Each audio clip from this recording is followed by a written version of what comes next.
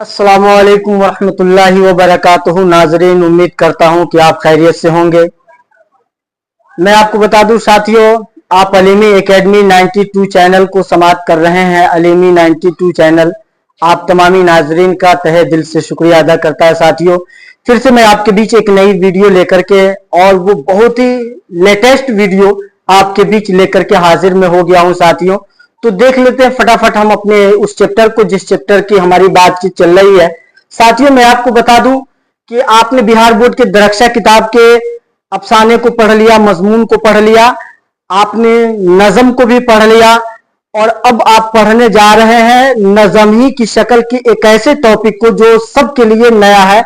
ये एक ऐसा नज़म है, अब तक जो भी नज़म आपने पढ़ा वो सब जिंदे लोगों के लिए था, जिंदे चीजों के लिए। लेकिन आज जो आप पढ़ने वाले हैं, मरसिया जिसका नाम है, मरसिया, इसका वजूद तब होता है जब किसी का इंतकाल होता है। साथियों, तो मैं आज आपके बीच वही मरसिया लेकर के हाजिर हो गया हूं जो बिल्कुल लेटेस्ट होने वाली है। याद रखें साथियों, आपके बिहार बोर्ड के दरक्षा किताब के अंदर एक मरसिया सिर्फ दिया गया है, और जिस मरसिया का लिखने वाला है असदुल्ला खान गालिब साहब। असदुल्ला खान गालिब ने इस मरसिया को लिखा है साथियों, और इस मरसिया को जो लिखा है वो अपने जवां साल भांजे जैनुल आबिदीन खान यानी कि आरिफ की मौत पर इसने कहा है। ये जो कहा गया है, इस आरिफ का ओरिजिनल नाम जैनुल आबिदीन खान उर्फ में है आरिफ, उर्फ में है साथियों आरिफ। तो इसी आरिफ की मौत पे जो 22 साल की उम्र में इंतकाल कर गया था, जिसके जिसको जिसके औसाफ और जिसके क्या बोलते हैं, इसके रंजो गम में डूब करके असदुल्ला खान गालिब ने अपने रंजो गम का इजहार जिन अशार के जरिए किया है, वो अशार आपके बीच रखा जाएगा। साथियों, तो सबसे पहले हम इस मरसिया को देख लेते हैं। मरसिया जो गालिब ने लिखा, मरसिया क्या चीज है? तो साथियों, मैं आपको बता दूं, मरसिया ऐसा सन्फ है जिसमें मरने वाले की औसाफ बयान की जाती है, मरने वाले की मौत पे रंजो गम का इजहार किया जाता है, उसे ही मरसिया कहते हैं। अगर देखा जाए तो इस मरसिया का माना जो है, ये मरसिया बना किससे है? तो रेसा लफ्ज से बना हुआ है, रेसा से बना है, और ये रेसा अरबी लफ्ज है। रेसा ये क्या है?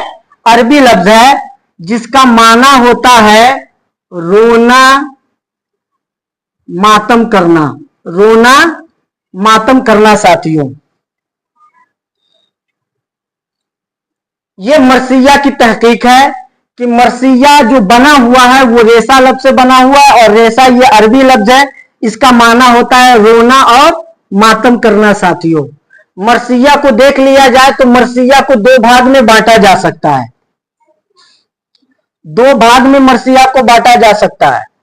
सबसे पहले तो मैं आपको यह बता दूं साथियों कि मरसिया खास करके जो खास किया गया था वो हजरत इमाम हुसैन और हजरत इमाम हुसैन के साथ जो करबला के मैदान में शहीद हुए थे, ये खास उन लोगों के औसाफ बयान करके उन पे मातम किया जाए, इसलिए मरसिया का वजूद हुआ था।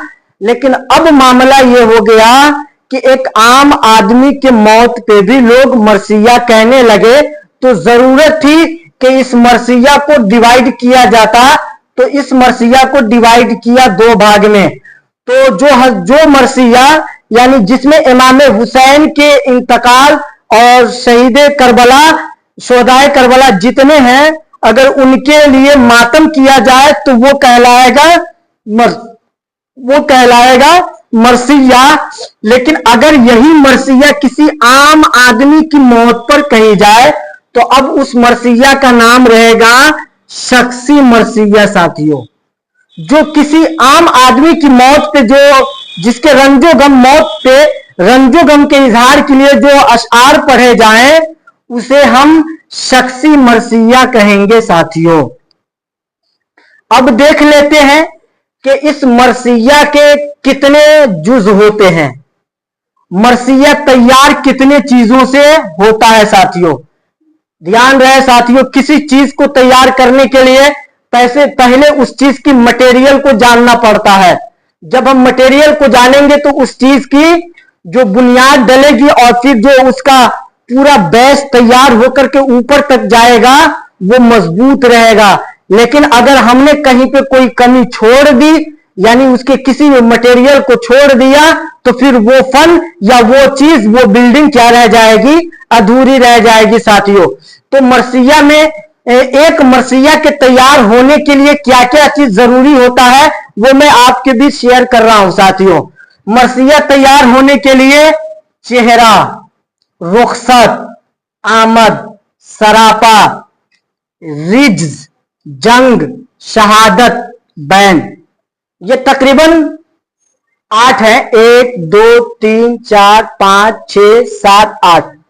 आपको बिहार बोर्ड के क्वेश्चन में 12 ये सवाल पूछा जाता है साथियों कि मरसिया के अज्जाए तरकीबी कितने हैं। तो आप याद रखें, अगर आपको ऑप्शन में कहीं पे दिख जाए 8 तो आप इस पे 8 पे टिक मार देंगे, आपका ये सही हो जाएगा।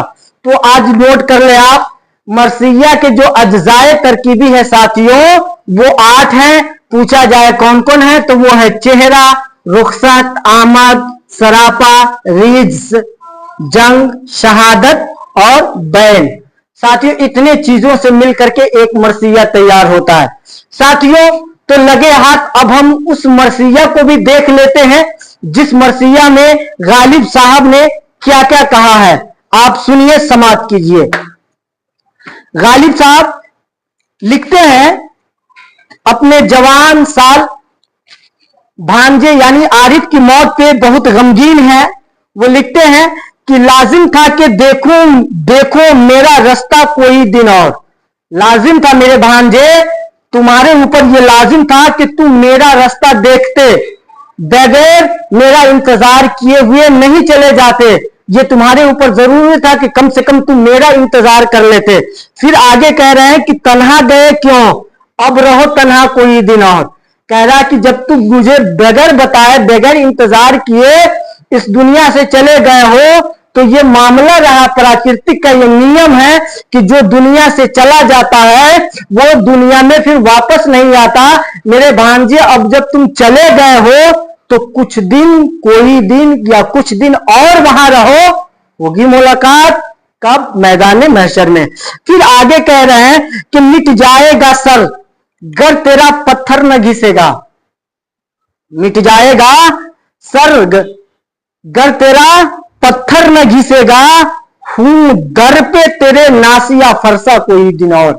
साथियों कहने का मतलब यह है, मिर्जा असदुल्ला खान गालिब इस शेर में कहना यह चाह रहे हैं कि ये सर किसी जगह टेकने से ये सर घिस सकता है लेकिन पत्थर नहीं घिसेगा। मेरे भांजे तेरे जाने का गम इतना ज्यादा है, इतना ज्यादा है कि मैं दुनिया की हर चीज तो भूल सकता हूं लेकिन तेरे जाने के गम को मैं नहीं भुला सकता। ये असंभव है कि मैं तेरे जाने के गम को भुला दूं।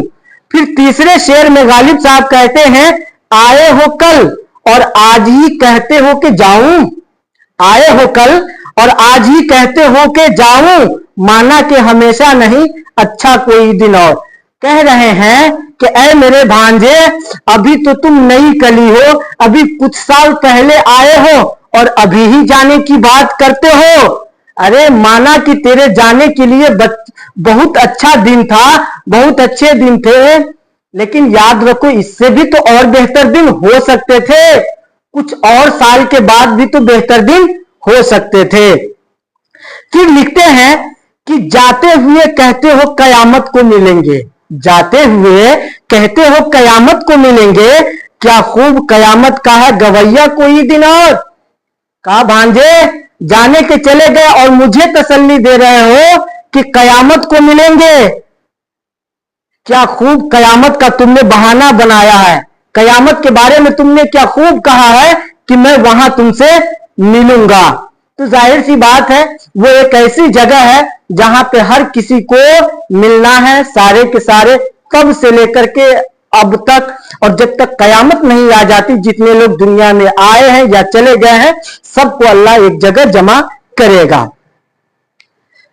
फिर आगे कह रहे रंजो गम में डूब कर, हां ऐ अफलाके पीर जवान था अभी आरिफ, क्या तेरा बिगड़ता जो न मरता कोई दिन और। गालिब साहब उस आसमान को कह रहे हैं, अरे बूढ़े आसमान कुछ दिन और तू गालिब को रहने देता, अगर वो आरिफ कुछ दिन और रह जाता तो तेरा क्या बिगड़ जाता। कह रहे हैं हां ऐ फलके पीर जवान, ऐ बूढ़े आसमान अभी आरिफ क्या तेरा बिगड़ता जो न मरता कोई दिन और, तेरा क्या बिगड़ जाता, तू तो वैसे भी बूढ़ा हो गया था, वो तो अभी जवान हुआ था, कुछ और जवानी के मजे लेता। फिर आगे कह रहे हैं तुम माहे शबे चार दहुम थे मेरे घर के, फिर क्यों न रहा घर का वो नक्शा कोई दिन और। कह रहे हैं आरिफ के बारे में कि ओ आरिफ तू मेरे घर के 14वीं के चांद थे, मेरे घर में तुम 14वीं रात के चांद से भी ज्यादा रोशन थे, फिर तेरा इस घर में नक्शा क्यों नहीं रहा, कुछ दिन और क्यों नहीं रह गया। फिर कहा जा रहा, गालिब साहब कह रहे हैं तुम कौन से थे ऐसे खरे दादो वस्तद के, करता मलकुल मौत तकाजा कोई दिन और। नाजरीन मैं आपको बताऊं, गालिब साहब ये कह रहे हैं कि तुम कौन से थे ऐसे खरे दादो वस्तद के, दाद वस्तद के, करता मलकुल मौत, कुछ दिन मलकुल मौत और इंतजार कर लेता। तुमको कौन सी मरने की जल्दी पड़ी थी, तुमको इस दुनिया से कौन सी जाने की जल्दी पड़ी थी, क्या मुनकर नकीर कुछ दिन और इंतजार नहीं कर सकते थे, मलकुल मौत क्या कुछ दिन और इंतजार नहीं कर सकते थे। देखिए ये क्या मोहब्बत है।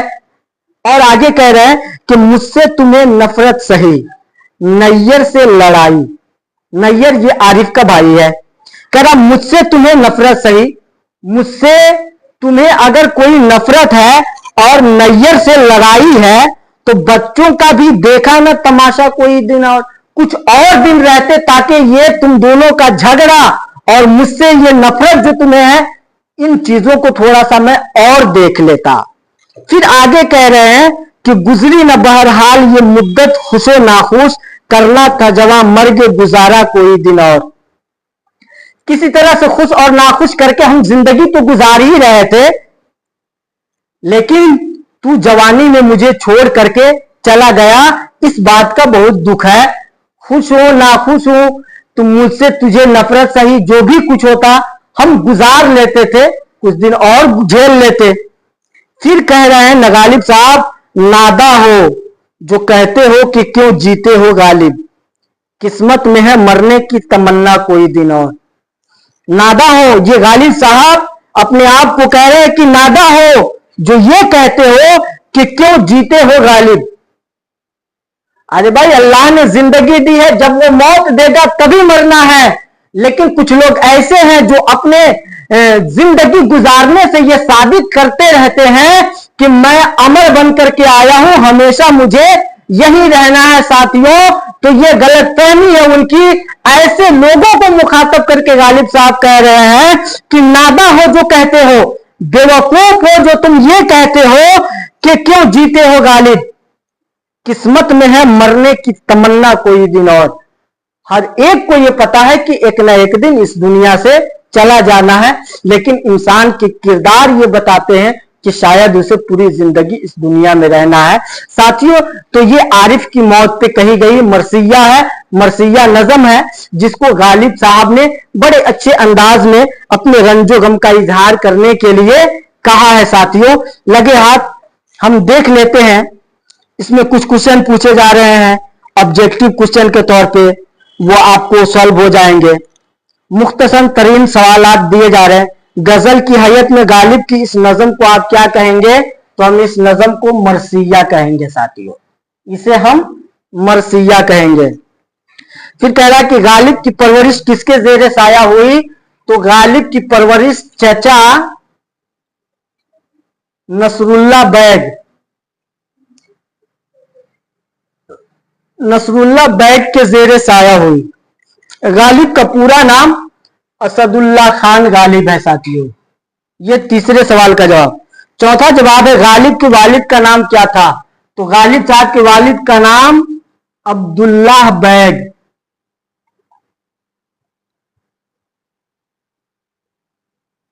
Abdullah bag, Abdullah bag Khan, Abdullah bag Khan. दूसरे कैटेगरी का सवाल है कि संत शायरी की मुख्तसर तारीफ कीजिए। शायरी वह है जो कविता की शक्ल में जो बात कही जाए उसको संत शायरी कहते हैं। शख्सी मरसिया किसे कहते हैं? शख्सी मरसिया किसी आम आदमी की मौत पे, किसी आम आदमी की मौत पे, किसी आम आदमी के मौत पे